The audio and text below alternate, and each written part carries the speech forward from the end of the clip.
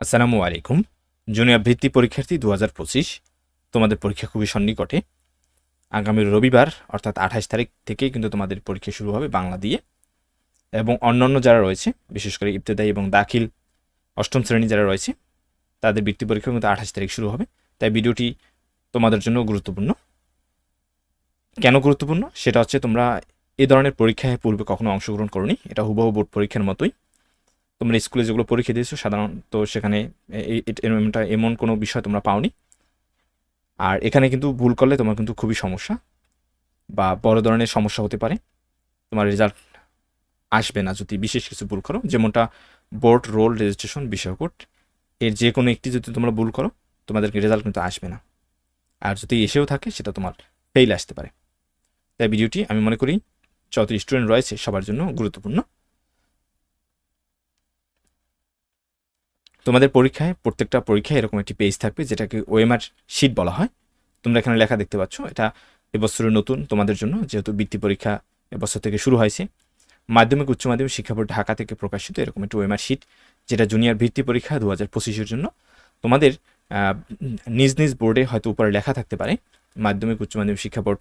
তুমি যদি বরিশাল থেকে দাও বরিশাল, যদি ঢাকা থেকে দাও ঢাকা, তুমি যদি চট্টগ্রাম থেকে দাও তোমার চট্টগ্রাম লেখা থাকতে পারে। কিন্তু তোমার নিচে যে বিষয়টা সেটা কিন্তু কমন সবার জন্য এরকম থাকবে। জুনিয়র বৃত্তি পরীক্ষা, যেহেতু তোমরা 25-এ পরীক্ষা দিচ্ছ তাই এখানে কিন্তু তোমরা 25 লিখবে। এরপর এখানে লেখা রয়েছে এই বক্সের ভিতরে বা মধ্যে কোনো দাগ দেওয়া যাবে না। এটা কিন্তু তোমাদের কাজ নয়, এখানে তোমাদের কোনো কাজ নেই। আর ওএমআর শিট সহ তোমার পুরো অর্থাৎ ওএমআর শিটে তো কোথাও কাটাকাটি বা দাগ দিবে না। তোমার বইয়ে বা তোমার যে কোশ্চেনে কিন্তু কোনো কাটাকাটি করা যাবে না। তোমরা বিষয়টা মাথায় রাখবে। এবং এখানে একটা বিষয় রয়েছে, এখানে কিন্তু 3টি অংশ। তোমরা পুরো ওয়েমার শিটটা তোমাদেরকে আমি দেখিয়ে নিই। এই একটি অংশ, অর্থাৎ এই থেকে এই পর্যন্ত একটি অংশ। এরপরে তোমরা এই আরও একটি অংশ দেখতে পাচ্ছ, এই একটি অংশ, এই দ্বিতীয় অংশ, এবং সর্বশেষ রয়েছে এই তৃতীয় অংশ।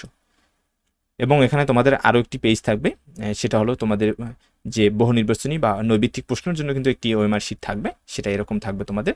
এবং তোমরা হয়তো স্কুলে বৃত্ত ভরাট করেছো, কিন্তু এখানে তোমাদের পরীক্ষায় বৃত্ত ভরাট থাকবে না। এখানে কিন্তু অর্থাৎ টিক দিতে হবে। এখানে আরও একটা বিষয় তোমাদেরকে জানিয়ে রাখি, সেটা হচ্ছে কিন্তু তোমরা এখানে জেল পেন ব্যবহার করতে পারবে না, অবশ্যই বল পেন ব্যবহার করতে হবে। এখন তোমরা অনেকেই বল পেন জেল পেন চিনো না, আমি তোমাদেরকে সেটাও চিনিয়ে দিচ্ছি। তোমরা এই যে দেখতে পাচ্ছ ম্যাটাটোর হাই স্কুল, এটা হলো বল পেন। তোমরা এখানে লেখা দেখতে পাচ্ছ বল পেন। এরপরে এই এই এই একটা বল পেন, এটাও কিন্তু বল পেন। এবং এই ধরনের যে পেনগুলো এগুলোকে বলে জেল পেন। তোমরা লেখা দেখতে পাচ্ছ পাইলট জেল পেন। এই ধরনের কলম কিন্তু তোমরা পরীক্ষায় ব্যবহার করতে পারবে না, এটা সম্পূর্ণ নিষিদ্ধ, কারণ এটা জেল পেন। আর তোমরা এই ধরনের বল পেন ব্যবহার করবে তোমার লেখার জন্য, এবং তোমার এই যে বৃত্তগুলো তোমরা দেখতে পাচ্ছ সেই বৃত্ত ভরাট করার জন্য। এখানে লেখা রয়েছে অবশ্যই কালো কালির বল পেন বা বল পয়েন্ট কলম দিয়ে বৃত্ত ভরাট করতে হবে। তুমি যে জেল পেন ব্যবহার করে মুহূর্তের ভিতরে বৃত্তগুলো ভরাট করবে তা কিন্তু চলবে না। অবশ্যই কালো কালি হতে হবে, এবং তুমি কিন্তু পেন্সিল বা অন্যান্য কোনো কিছু ব্যবহার করতে পারবে না, একমাত্র কালো কালি ব্যবহার করবে। এবং প্রথমে তোমরা দেখতে পাচ্ছ তোমার রয়েছে বোর্ড। তোমরা যে বোর্ডে পরীক্ষা দিচ্ছ সেই বোর্ডের বৃত্ত ভরাট করবে। যেমন আমি যেহেতু বরিশাল বোর্ড থেকে দেখাবো তোমাদের একটি স্যাম্পল, তাই আমি বরিশাল বোর্ডের বৃত্তটা ভরাট করছি। এখন যেহেতু এখানে কালো কালি ব্যবহার করতে হবে, আমি কালো কালিটি নিয়ে আসছি, এভাবে ভরাট করতে হবে।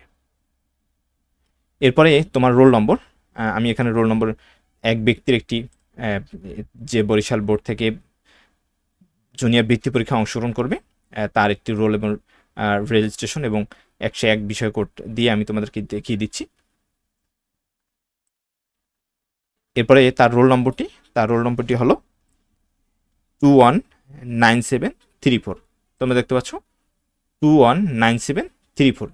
এটা আমি এখানে তোমরা এখানে প্রথমে লিখবে 219734 তোমরা এভাবে লিখবে। এরপর এগুলো কিন্তু তোমাকে বৃত্তটা খুব সুন্দরভাবে ভরাট করতে হবে। যেমন প্রথমে 2, এরপরে অন, তারপরে এখান থেকে 9, তোমরা খুঁজে খুঁজে এগুলো ভরাট করবে, কোনোভাবেই ভুল করা যাবে না। তোমরা এই ঘর থেকে এই ঘরে ভরাট করে ফেললেই কিন্তু ভুল হয়ে যাবে। এরপরে দেখো এখানে রয়েছে 7টা আমি খুঁজে ভরাট করলাম। এরপরে রয়েছে 2, না 3, এটা 3 লিখেছি আমি। এরপর 3 এই বৃত্তটা তোমরা ভরাট করবে। এরপরে 4, এই 4 বৃত্তটা এভাবে ভরাট করে দিবে।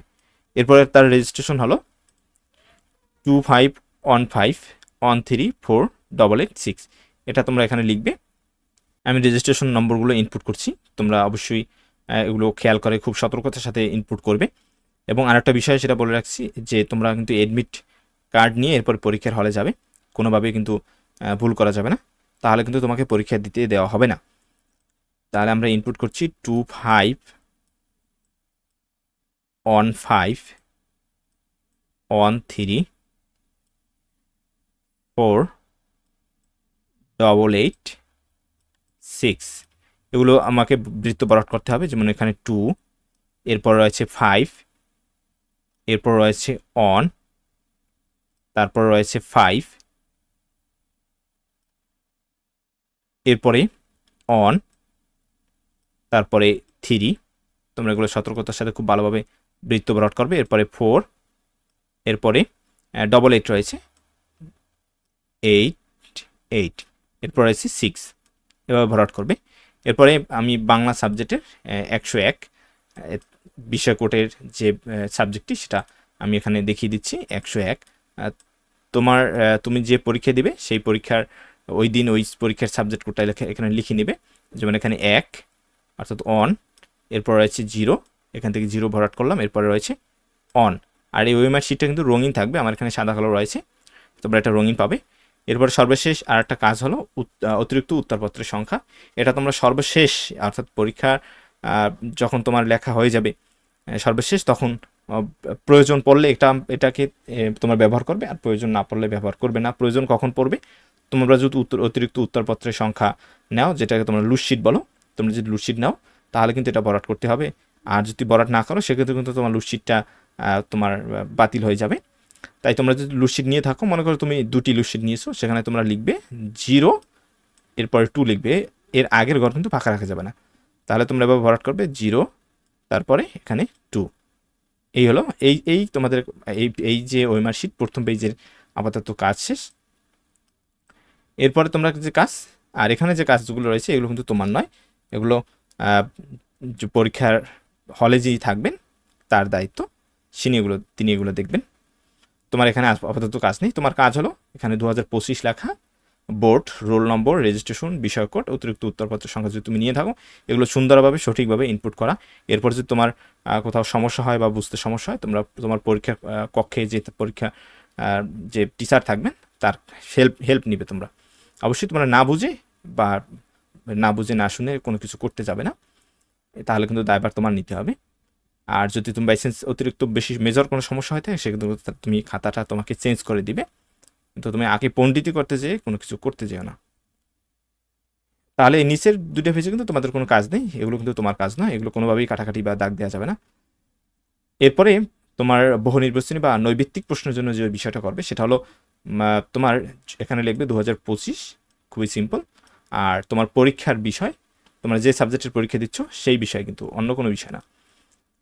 তোমার এই জুনিয়র বৃত্তি পরীক্ষা বা লিখো না এখানে, অনেক কিন্তু এই ভুলটা আমি মনে করি করবে।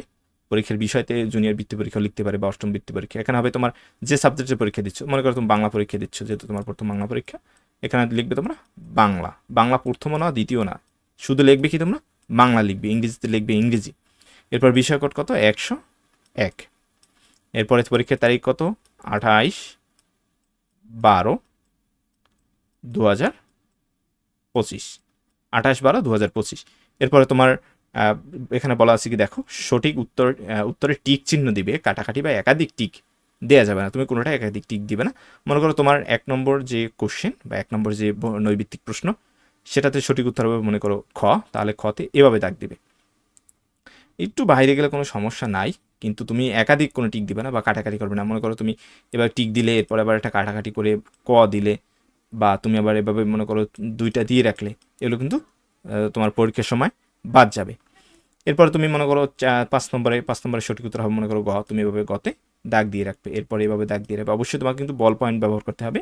বল পয়েন্ট আমি বারবার বলে আসছি, অন্য কোনো কালারের পেন ব্যবহার করবে না। আশা করি তোমরা বুঝতে পেরেছো। এরপর আমি যেভাবে দেখিয়েছি তোমরা যদি এভাবে করো হুবহু, তোমার পরীক্ষায় ভুল হওয়ার কোনো সম্ভাবনা নেই এবং কোনো বিপদ বা ঝামেলায় তুমি জড়াবে না। আশা করি তোমরা বুঝতে পেরেছো। এ ধরনের গুরুত্বপূর্ণ ভিডিও পেতে এবং আমাদের ইউটিউব চ্যানেলে তোমাদের সাজেশনগুলো দেওয়া হয়েছে অষ্টম শ্রেণীর, আশা করি তোমরা সেগুলো দেখবে, উপকৃত হবে।